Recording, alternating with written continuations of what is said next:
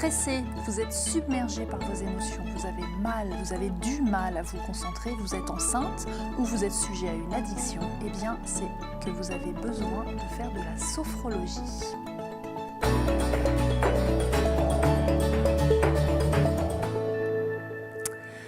Nous avons le plaisir de recevoir aujourd'hui Caroline Galix. Caroline, bonjour. Vous êtes sophrologue.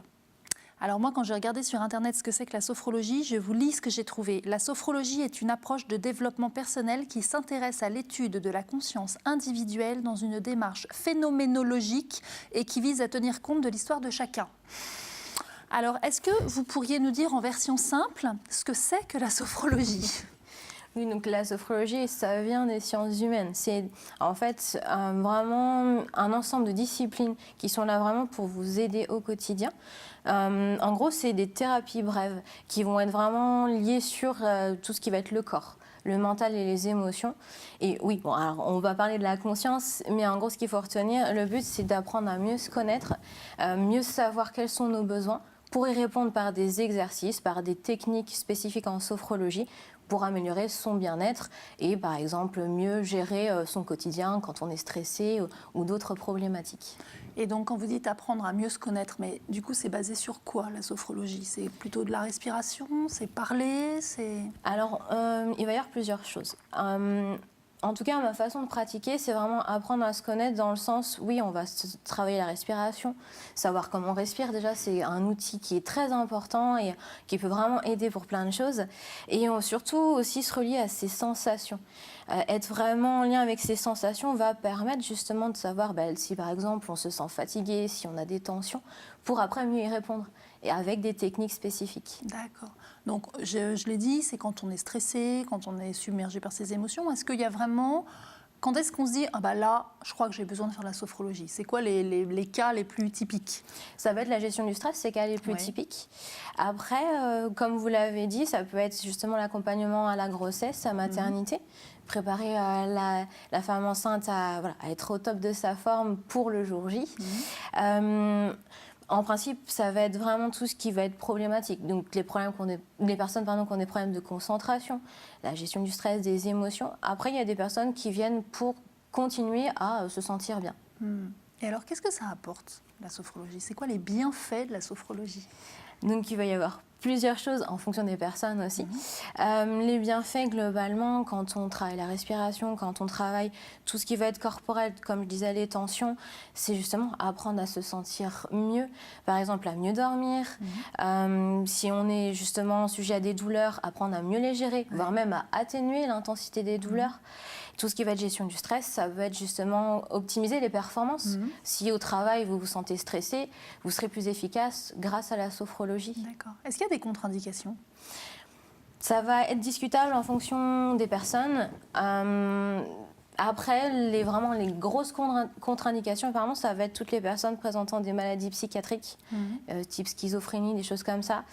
Les personnes malentendantes, ça peut être compliqué puisqu'on va animer les séances par la voix. Et les personnes épileptiques à un certain degré, puisque les techniques vont vraiment faire travailler le cerveau en fait.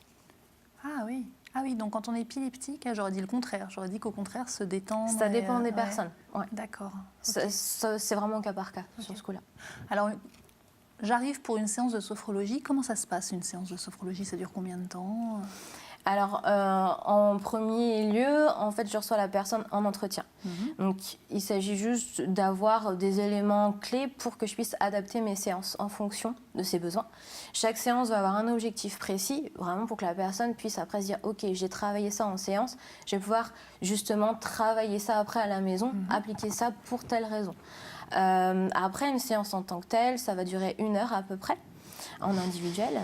Et il va y avoir un temps d'échange et je propose la technique en fonction de l'objectif qui sera énoncé. Et après, il y a un temps aussi d'échange, encore une fois, pour que la personne puisse expliquer ce qu'elle a vécu. D'accord. Et alors, une fois qu'on a fait... Enfin, je ne sais pas, est-ce qu'il faut une seule séance ou est-ce qu'il faut faire une sorte de cursus de sophrologie ? Alors, selon les cas, il faut en tout cas compter un minimum environ 5 séances. Et pour que les effets perdurent dans le temps, au moins 10 séances vont être nécessaires. D'accord. Ça dure combien de temps, une séance ? 1 heure. 1 heure, d'accord. Donc il faut entre 5 et 10 séances pour vraiment... Pour intégrer les outils Ouais. et que ça puisse servir au quotidien. Plus vous faites des séances et plus ce sera bénéfique sur du long terme.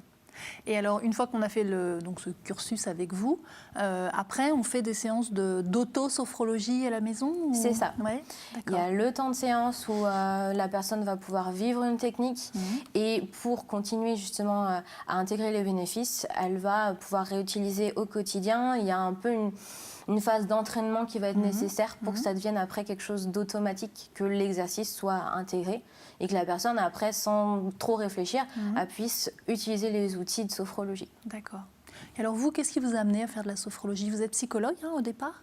Alors j'ai fait des études de psychologie et en fait en validant mon master 1, quand j'ai voulu m'inscrire pour le master 2, je sais pas, je sentais qu'il y avait quelque chose qui me manquait et c'est vrai qu'on m'en avait parlé de la sophrologie et puis bon, voilà, je ne m'intéressais pas et j'ai décidé à ce moment-là de m'intéresser. Et ça a été comme une révélation. En fait, j'ai vraiment trouvé ce qui me manquait. Et donc, je suis partie là-dedans. Et ouais, ça m'est tombé dessus, en fait. D'accord. Et vous aviez quelque chose de spécifique à travailler? Ou même si on n'a pas particulièrement si on n'est pas particulièrement stressé ou si on n'est pas particulièrement enceinte, est-ce qu'on peut faire de la sophrologie juste pour se sentir encore mieux que ce qu'on se sent déjà? C'est ça. C'est vraiment au cas par cas. Et oui, effectivement, la sophrologie va pouvoir être intéressant pour ça. Développer la conscience, comme on disait, dans le sens, là, je me sens bien, qu'est-ce que je peux faire pour continuer à me sentir bien? Et c'est un peu mon cas. Après, il y a la gestion du stress aussi, qu'on vit tous. On est tous un peu stressés. Voilà, la sophrologie en tout cas, m'a été utile pour ça, c'est sûr. Ok. Bon, alors, donc, vous disiez qu'on peut faire des petites séances d'auto-hypnose à la maison. Est-ce que vous accepteriez? Parce que c'est un peu le principe de l'émission, c'est qu'à la fin, on peut tester une petite séance pour se sentir bien, puisque le thème de l'émission, c'est quand même le bien-être. Donc, est-ce que vous voulez bien nous faire une petite séance là pour les spectateurs et puis pour moi? Bien sûr. Ok, super. Donc cette séance va être basée sur la respiration. Le but, ça va être de développer sa capacité à respirer, ce qui va aussi nous permettre de nous relaxer. Rien d'y penser, moi j'aime. Et ça permet aussi de se défocaliser si on a des ruminations, des pensées parasites. Donc ça fait 3 choses en même temps. D'accord. Donc respirer, se défocaliser des pensées parasites et se relaxer. C'est ça. Bon, super. Enfin, moi je suis prête.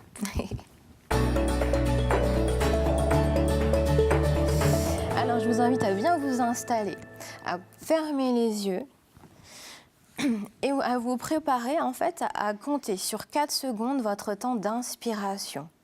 Et après, de bloquer 4 secondes votre respiration, d'expirer sur 4, de bloquer sur 4 et de continuer ainsi. On va le faire en même temps. On prend une profonde inspiration en comptant 4 secondes. On bloque la respiration. On expire. On bloque. On inspire. On bloque. On expire. On bloque. On peut prendre le temps de se poser, de retrouver notre respiration naturelle et d'ouvrir les yeux. Cet exercice, en fait, vous pouvez le faire longtemps pour pouvoir justement trouver les bénéfices. Et aussi, vous pouvez, en fermant les yeux, visualiser, tracer un carré. En fonction de l'inspiration, par exemple, on inspire 4 secondes, on bloque la respiration sur 4 secondes, paf, voilà, on dessine un carré. Ça peut nous aider à encore mieux nous concentrer sur ce qu'on est en train de faire et défocaliser notre attention sur les pensées parasites, nos ruminations. D'accord. Et le fait de respirer comme ça, qu'est-ce que ça fait en fait? Pourquoi? Moi je l'ai senti là, rien qu'en 1 minute où vous nous l'avez fait faire, j'ai senti que déjà ça apaise. C'est quoi le processus? Qu'est-ce qui se passe à l'intérieur? Physiologiquement, votre rythme cardiaque va essayer de s'adapter à votre rythme respiratoire. Et vu que votre respiration va être régulière sur 4 secondes, en fait, à chaque fois, automatiquement, le corps va s'apaiser. C'est une réponse physiologique. Donc voilà ce qui se passe. Est-ce que c'est en lien avec la cohérence cardiaque? Tout à fait. D'accord. C'est un des principes. Après, plus adaptable que la cohérence cardiaque, où il y a quand même un autre protocole un peu plus spécifique. Mais ça y ressemble, effectivement. D'accord. Donc la sophrologie, c'est quand même essentiellement basé sur la respiration, comme ce qu'on vient de faire là. Alors, ça va être notre outil principal, mais il n'y a pas que ça. La respiration va être là parce qu'on peut l'utiliser dans n'importe quelle situation, mais on va utiliser des choses un peu plus mentales comme la visualisation, des choses plus corporelles, apprendre à se détendre, on va vraiment passer par le corps. Mais oui, en tout cas, si on ne fait pas de la respiration en sophrologie, ce serait dommage. Voilà, c'est dommage. Et donc, quand vous dites des visualisations et apprendre à se détendre, est-ce que les deux c'est vraiment le mental et le corps qui se rejoignent ou c'est soit on travaille sur la visualisation et c'est le mental, soit on travaille sur la relaxation et c'est le corps? Non, parce qu'en fait, le corps et le mental sont liés. Donc oui, il y a des techniques qui vont être un peu plus basées, par exemple, sur le mental ou que sur le corps. Mais vu que ce sont deux choses en interaction constante, quoi qu'il arrive, si on travaille sur le mental, il y aura un impact positif sur le corps et vice-versa. D'accord. Bon, super, merci beaucoup Caroline. Je vous en prie, merci à vous. Donc votre cabinet est à la Maison des Médecines Douces, à La Roche-sur-Yon. Vous exercez tous les jours? Oui, du lundi au vendredi. Sur rendez-vous? C'est ça. Bon, ben voilà, je vous invite à tester la sophrologie. Si vous avez des difficultés avec le stress ou des émotions ou pas, puisque la sophrologie, ça sert même quand ça va. Donc c'est super. Merci beaucoup. Merci.